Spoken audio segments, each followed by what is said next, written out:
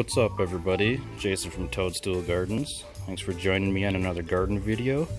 And today I am going to be planting some potatoes.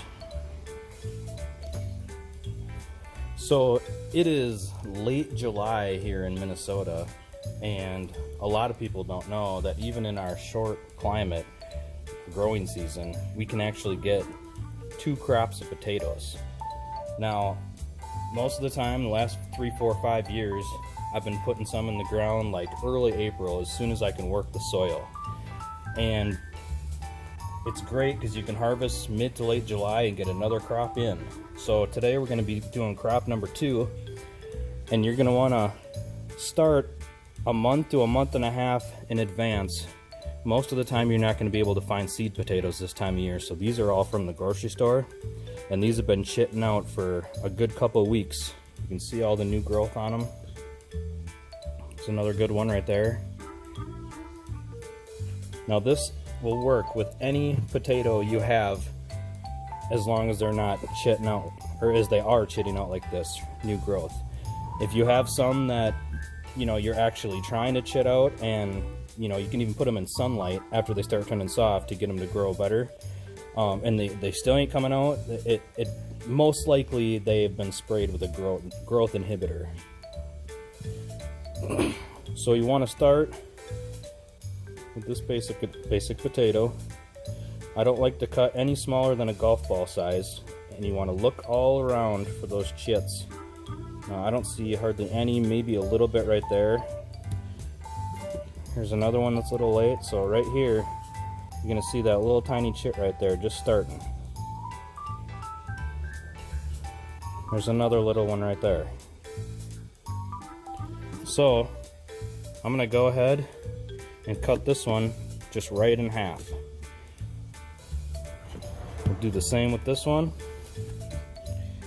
Now, after you have your potatoes cut, you're going to want to set them on a piece of cardboard or the counter or the stove to heal over, because you don't want to plant when the flesh is still wet and moist right after you cut, because this will actually attract wireworms and they'll just start eating the crap out of your potatoes. So I let these dry for about 3 days. You can see that they're all skinned over. They're even starting to get a little white, which means we got to get them in the ground. But I don't like to go any smaller than a golf ball.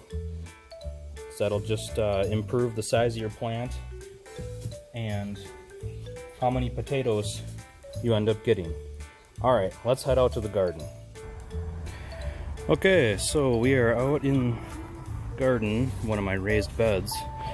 So as you can see, I have loosened all the soil beforehand, gone through, and I have dug a trench roughly 6 inches from the side and about 8 to 10 inches deep, which is roughly a standard shovel's worth.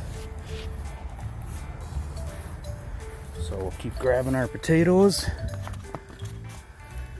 and I like to go minimum 12 inches apart. If you're stuffed for space, you can definitely go slightly closer than that, but alright, so earlier this spring, this bed has already been treated with bone meal and blood meal, so I'm not going to add anything extra to this, but normally I would just dust the trench right over the top of the potatoes with bone meal, blood meal, and today we're going to do some Job's Organics. It's a pretty balanced fertilizer, 354, so it's going to have pretty much everything that potatoes are going to need. So I'm just going to go ahead and sprinkle that right in there.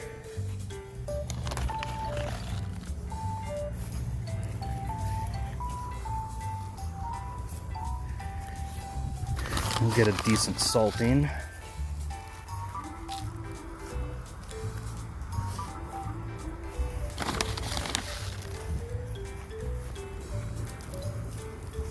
There, that looks pretty good. So after you got everything good to go, you can start covering them back up.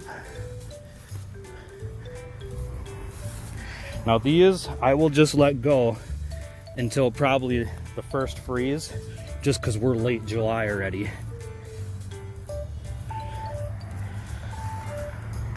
Now there's a chance that you will have to come in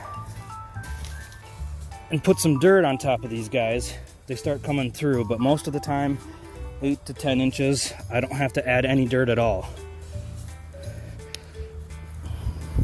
But make sure you're checking them, you know, daily after you know they're big enough to start producing potatoes, because if you plant them too shallow and you don't catch them right away, you'll end up with some green potatoes. And those are the potatoes that are exposed to the sunlight that grow through the dirt, and those actually can be toxic. They can make you pretty sick. So there you have it. Potatoes planted in July in Minnesota. Thanks for hanging out with me. Give me a like if you learned how to do something here. Subscribe to our channel so you can check out all our videos. Thanks again. Have a good one. Happy growing.